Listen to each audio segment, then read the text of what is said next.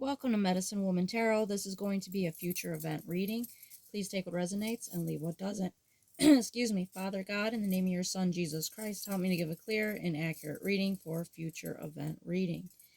Now, I scurried the pink gem today before starting the video, and lots of interesting things showed up. So we're going to more than likely have to make a second half to this video because so many cards came out as well, possibly even a third part of the video. But let's start off with what came out.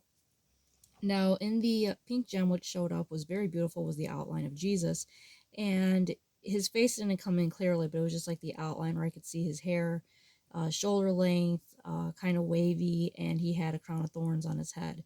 He had a white robe on, and he was pointing. Now, from his directional point, is going to be him pointing towards the right direction.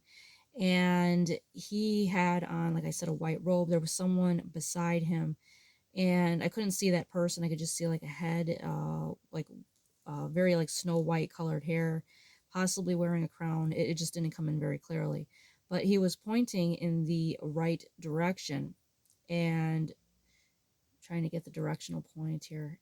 Yeah, from his standpoint, from where he's at, that would be his right, I believe.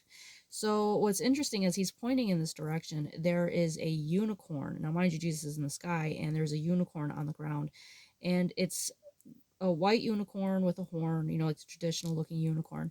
And the unicorn is like looking over its shoulder. It's not looking in the direction of where Jesus is pointing. The unicorn is looking behind it. And the reason the unicorn is looking behind it is because there is like a dog barking and kind of like on its hind legs, like trying to like nip at it, like barking at it, and then sitting there and then opening its mouth up again and barking at this unicorn. And the unicorn is like staring over its shoulder at this dog that's like harassing it.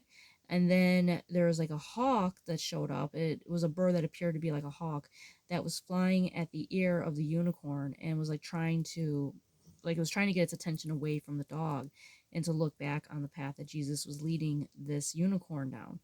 And how I interpret this, a dog usually means protection, but because it was barking, that has a different meaning. So a dog barking can mean treachery, it can mean deceit, it can mean like a warning about people that are being two-faced and, a threat, or, hidden enemies. It could also represent as well.